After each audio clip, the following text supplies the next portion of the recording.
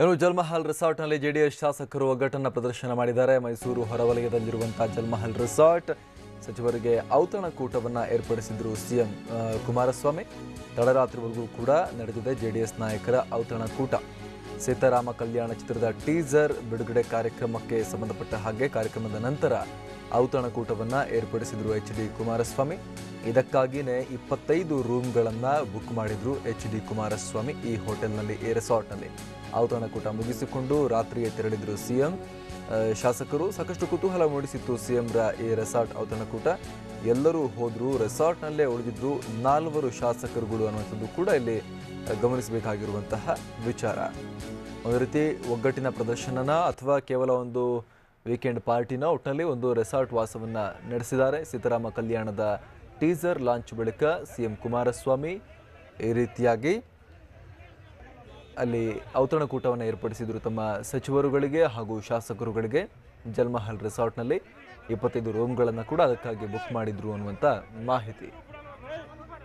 ಆದರೆ late night ಎಲ್ಲರೂ ಅಲ್ಲಿಂದ ತೆರಳಿದ್ರು ಕೂಡ 4 ಶಾಸಕರು ಮಾತ್ರ ಅಲ್ಲೇ ಉಳ್ಕೊಂಡಿದ್ರು ಅನ್ನುವಂಥ ಮಾಹಿತಿ ಕೂಡ ಈಗ ಲಭ್ಯ ಆಗ್ತಾ ಇದೆ.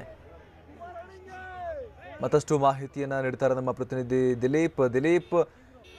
ಔತಣಕೂಟ ಹೇಗೆ ನಡೀತು, ಏನು ವಿಶೇಷ, ಜೊತೆಗೆ ಎಲ್ಲರೂ ಹೋದ್ಮೇಲೆ 4 ಜನ ಅಲ್ಲೇ ಉಳ್ಕೊಂಡಿದ್ದು, ಇದ್ರ ಬಗ್ಗೆ ಏನು ಮಾಹಿತಿ ಸಿಗ್ತಾ ಇದೆ? ದಿಲೀಪ್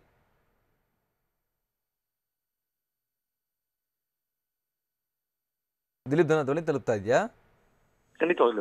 ದಿಲೀಪ್, ಈಗ ಔತಣಕೂಟವನ್ನ ಏನು ಏರ್ಪಡಿಸಿದ್ರು ಅಲ್ಲಿ ಎಲ್ಲ ಹೇಗ್ ನಡೀತು, ಜೊತೆಗೆ 4 ಜನ ಅಲ್ಲೇ ಉಳ್ಕೊಂಡಿದ್ರು ಅನ್ನುವಂತ ಮಾಹಿತಿ ಲಾಸ್ಟ್ಗೆ ದಿಲೀಪ್. ಅಮರ್ ಪ್ರಸಾದ್, ಏನು ಅಂತಂದ್ರೆ ಏನು ನಿನ್ನೆ ಒಂದು ಟೀಸರ್ ಬಿಡುಗಡೆ ಕಾರ್ಯಕ್ರಮ ಇತ್ತು. ಈ ಒಂದು ಟೀಸರ್ ಬಿಡುಗಡೆ ಕಾರ್ಯಕ್ರಮದ ವಿಚಾರವಾಗಿ ಎಲ್ಲ ಶಾಸಕರನ್ನು ಆಹ್ವಾನ ಮಾಡಲಾಗಿತ್ತು. ಆ ಒಂದು ಕಾರಣದಿಂದಾಗಿ ಅವರಿಗೆ ಔತಣಕೂಟವನ್ನ ಏರ್ಪಡಿಸಲಾಗಿತ್ತು ಅನ್ನುವಂತ ಮಾತುಗಳನ್ನ ಪಕ್ಷದವರು ಹೇಳ್ತಾ ಇರ್ತಕ್ಕಂಥದ್ದು. ಆದ್ರೆ ಇಲ್ಲಿ ಪ್ರಮುಖವಾಗಿ ಗಮನಿಸಬೇಕಾದಂತ ವಿಚಾರ ಅಂತಂದ್ರೆ, ಇಲ್ಲಿ ಒಂದೇ ಕಲ್ಲಿನಲ್ಲಿ 2 ಅಕ್ಕಿಯನ್ನ ಹೊಡೆಯುವಂತ ಪ್ರಯತ್ನ ಮಾಡಿದಾರ ಅಂತ. ಯಾಕಂತಂದ್ರೆ ಎಲ್ಲಾ ಶಾಸಕರು ಮತ್ತೆ ಸಚಿವರುಗಳನ್ನ ಕರೆದು ನಾವು ಒಗ್ಗಟ್ಟಾಗಿದ್ದೀವಿ ಅನ್ನುವಂತ ಸಂದೇಶವನ್ನ ಬಿಜೆಪಿಗೆ ರವಾನೆ ಮಾಡುವಂತ ಕೆಲಸವನ್ನ ಜೆಡಿಎಸ್ ಕೂಡ ಮಾಡಿರುವಂತದ್ದು.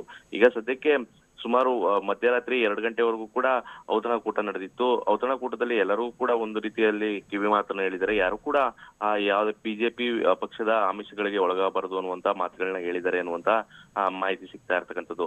ಸದ್ಯಕ್ಕೆ ಸುಮಾರು 2 ಗಂಟೆವರೆಗೂ ಕೂಡ ಎಲ್ಲಾ ಸಚಿವರು ಮತ್ತೆ ಶಾಸಕರು ಕೂಡ ಈ ಒಂದು ಔತಣಕೂಟದಲ್ಲಿ ಭಾಗಿಯಾಗಿದ್ರು. ಆದ್ರೆ ದೂರದ ಊರದಿಂದ ಬಂದಿರತಕ್ಕಂತ ಶಾಸಕರುಗಳು ಕೂಡ ಅಲ್ಲೇ ಒಂದ್ 3-4 ಜನ ಶಾಸಕರು ಈಗ ರೆಸಾರ್ಟ್ ನಲ್ಲೇ ವಾಸ್ತವ್ಯ ಹೂಡಿದ್ದಾರೆ. ಅವರು ಬೆಳಗ್ಗೆ ತೆರಳ್ತಾರೆ ಅನ್ನುವಂತ ಮಾಹಿತಿಯನ್ನ ನೀಡಿದ್ದಾರೆ. ಆದ್ರೆ ಇವತ್ತು ಮೈಸೂರಿನಲ್ಲೇ ಎಚ್.ಡಿ. ಕುಮಾರಸ್ವಾಮಿ ಮೈಸೂರಿನ ಇನ್ಫೋಸಿಸ್ ನ ಏನು ಅಲ್ಲಿ ಅವರು ವಾಸ್ತವ್ಯನ ಹೂಡ್ತಾರೆ. ನಾಳೆ ಅವರು ಬೆಂಗಳೂರಿಗೆ ತೆರಳ್ತಾರೆ ಅನ್ನುವಂತ ಮಾಹಿತಿ ಇರುವಂತದ್ದು. Amar, thank you Dilip.